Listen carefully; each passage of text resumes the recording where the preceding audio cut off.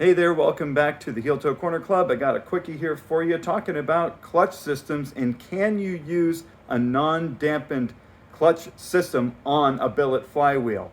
It's something that people like to do sometimes, but it seems like the industry kind of encourages people not to do it. So I'm going to explain a little bit more about that in this video coming up.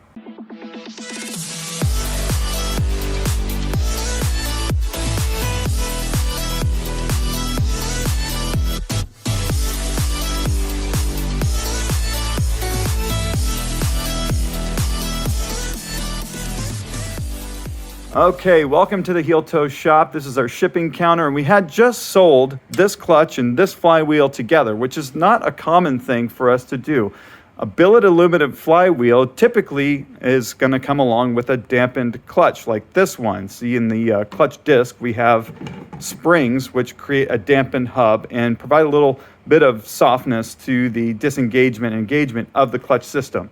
The factory clutch in a J-Series Honda is actually a rigid hub disc because that damping exists in the flywheel. You can see this is a dual mass flywheel that has the springing effect that's normally found in the disc is actually in the flywheel. So why go to a billet aluminum flywheel? Well, when you do this, you've got a lighter weight assembly. This is significantly lighter than the dual mass one is. And because of the lighter weight, you'll get faster revving and better engine response. You'll actually get more power to the wheels with an aluminum flywheel. Now, instead of going with a dampened disc, you can go with a factory clutch. And the reason why people like to do that is because this clutch feels really nice. It's very smooth, it's quiet, it has a self-adjusting pressure plate, which is certainly durable enough for mild bolt-on applications, but it keeps the pedal height consistent throughout the wear of the clutch disc. But what you're doing effectively is removing any damping from your clutch system at all.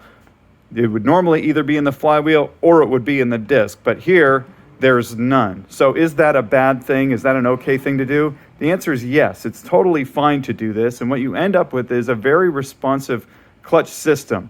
You're going to get a lot more control over the engine with a lightweight flywheel, but you get a lot more control over the clutch when you take out the springs. And the reason why is when you are shifting quickly and putting a shock load through the clutch system, there aren't any springs to take up that shock load, and so you end up with a very direct on the power in between a shift. Now, it does require you to be a little bit more careful with how you drive the car.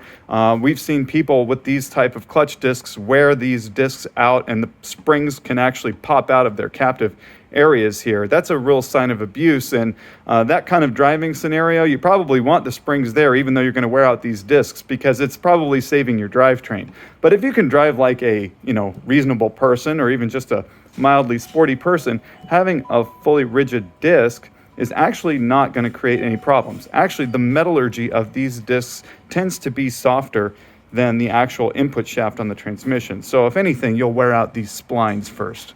But ultimately, I've been driving my own cars like this for many, many years and tend not to have any problems with it at all.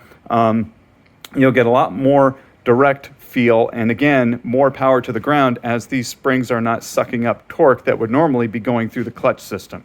So there you have it. It's totally fine to use a non-dampened clutch with a billet flywheel that is also not dampened.